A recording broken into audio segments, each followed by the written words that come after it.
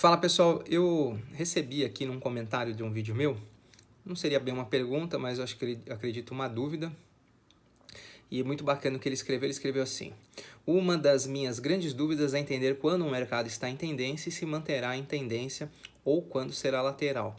Estou fazendo backtest em pregões passados para entender o padrão do fluxo. Então vamos lá.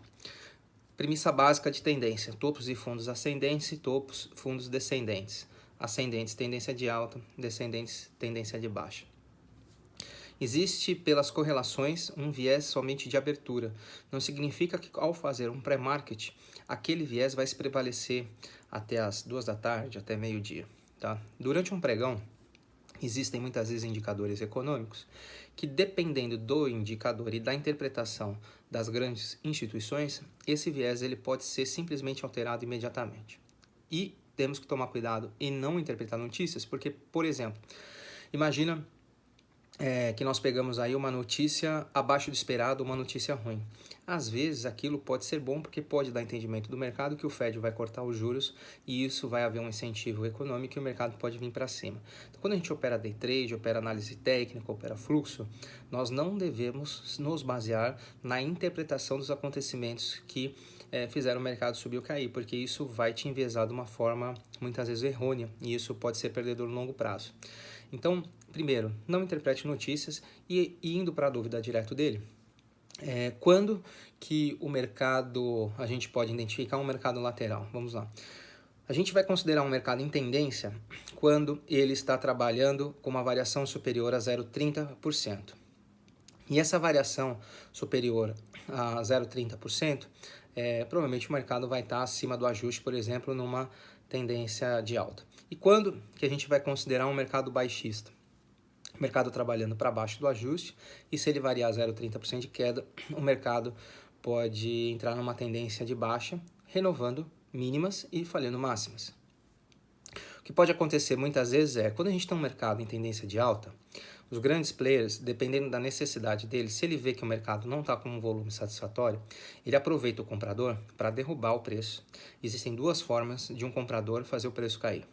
Primeiro, que ele pode agredir a posição, porque o que desloca o preço para baixo não é mais comprador comprando do que, o que desloca o preço para baixo não é mais vendedores vendendo do que estão comprando. O que faz o preço deslocar para baixo é maior consumo de liquidez na ponta vendedora do que na ponta compradora. Por exemplo, imagina que eu sou um comprador e o preço está no 30 e o preço legal para mim é o 0,5 ou 10. Como que eu faço o preço deslocar para baixo, aumentando a minha posição compradora? Toda vez, já que as agressões na ponta vendedora é o que vai consumir a liquidez, vai deslocar o preço para baixo, imagina que tem poucos lotes na tela, então eu agrido e bato 100 lotes, ou seja, eu coloco a venda a mercado de 100 lotes, o mercado vai correr. Imediatamente, quando ele correr para baixo, eu coloco passivamente 200 lotes, ou de 20 em 20, ou de 50 em 50, ou 2 lotes de 100. Né? Com isso, eu vou conseguir deslocar o preço para baixo e o meu médio vai ficar sempre em posição compradora. E aí eu quero comprar muito, então o que eu faço? Agrido de novo, por exemplo, 200 e saio comprando 400. Perceba que o meu saldo sempre vai ficar positivo em ponta compradora e eu vou fazer o preço deslocar para baixo. Uma outra forma de fazer um deslocamento para baixo são ordens passivas. Geralmente as ordens passivas, ela pega um movimento de euforia e ela tenta esticar ao máximo o mercado através de uma exaustão.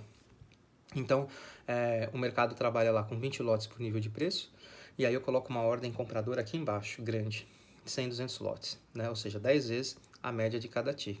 O mercado vai vir buscar aquela execução, por quê? Porque é uma execução barata. Num único nível de preço, eu consigo executar uma única ordem, né? Então, se eu comprar 200 lotes ou 100 lotes, eu vou deslocar o preço 5 pontos ou 5 ticks, dependendo da estrutura do ativo. Então, e aí imagina aquele lote foi agredido, né? O que eu faço? Coloco outro lote aqui embaixo e aqui não tem nada, o mercado vai buscar. Então, é um jeito também, uma segunda forma de eu trazer o mercado para baixo. A gente abriu com o mercado, por exemplo, em tendência de alta, e aí por que é importante a gente limitar quais são os pontos que esse viés está totalmente perdido?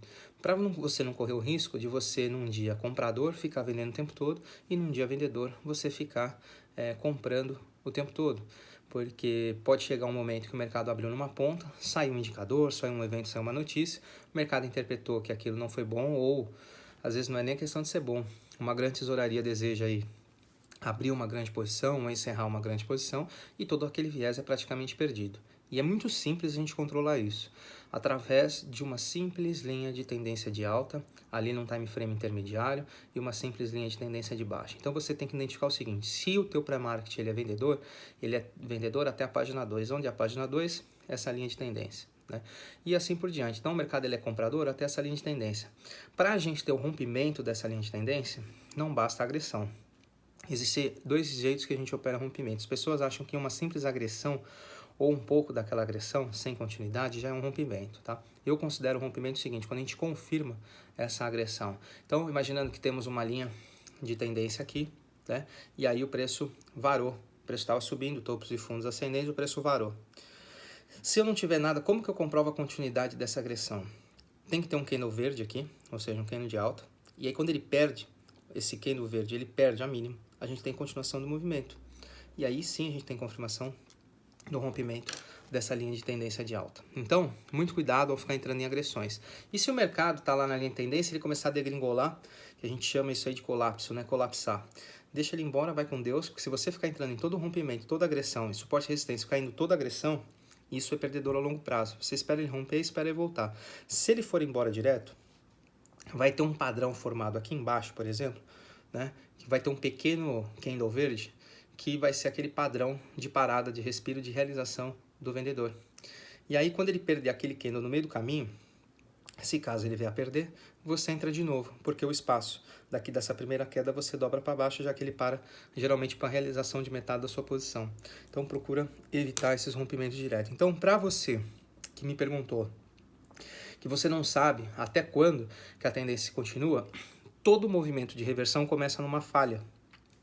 A partir do momento que a gente tem uma falha de mínima, aquela tendência ela já fica comprometida. Pode ser que o mercado lateralize ou pode ser que o mercado reverta. E essa reversão, a princípio, é sempre uma correção. Ela só passa a ser uma reversão de tendência quando o mercado está aqui. O mercado caiu, corrigiu. Só passa a ser uma reversão de tendência quando passar da máxima anterior, tá? Até então, a princípio, só para os leigos entenderem, é uma correção. E a recíproca também inversa é verdadeira, né? Se a gente tem aí um movimento de alta, para esse movimento ser revertido, ele tem que ter uma falha, fez um topo, falhou o topo, renovou mínima, né? Geralmente ele já vem para uma mínima um pouco mais baixa, ele já iguala a mínima anterior, formando um padrão V, um padrão 1, enfim. E aí depois ele falha a máxima e volta de novo. Então, toda a reversão, a gente tem aí uma falha. E se a gente começar a treinar, traçar LTAs e LTBs, a gente vai ver aí exatamente essas falhas. Eu confesso que eu não sou muito fã de operar tendência clássica em futuros, porque não é todos os dias que nos vem um trade de livro em futuros, né? São raros os dias, diga-se de passagem, que é aquele tendência que você continua. Nas ações é muito mais fácil esse tipo de padrão, porque, por exemplo, você pega um índice futuro que tem 63 ações, o outro aqui tem 100, o outro tem 500. Nós temos aí dessas 100 ações, o Nasdaq 100, 30 numa tendência de alta, sendo que algumas têm maior peso, outras não. De repente, uma outra posição das outras 30 abre para baixo, 30 fica lateral. Então, é natural que o índice ele vai dar pancada para cima, para baixo, volatilizar. Ele só vai pegar a tendência definida em dias que o mercado todo, a grande maioria do peso das ações está direcional. Então, o mercado futuro, pelos participantes, tem uma necessidade de abertura das suas posições diferente da necessidade de abertura das posições dos players de ações. É muito mais vantajoso a gente operar a volatilidade, onde a gente não precisa acertar a direção, basta a ordem nossa passar pela entrada e já pegar a saída, independente do mercado estar em tendência ou não.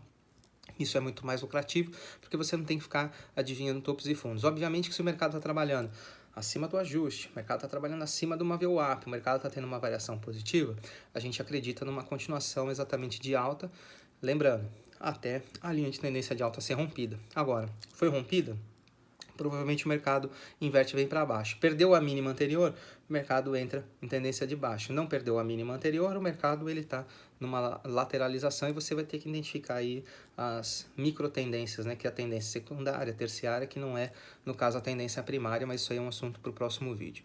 Então, às vezes, uma simples LTA, LTB te protege numa abertura. Agora, quando que a gente consegue identificar um mercado ou um dia pelo menos de abertura lateral. Primeiro que a frequência de negócio é pequena, o volume de abertura é pequeno, a quantidade de negócios e lotes é menor do que uma abertura normal e o mercado está ali trabalhando, namorando a região do ajuste. O ajuste é a região mais importante porque é através dela que o mercado fica positivo ou negativo nos instrumentos futuros.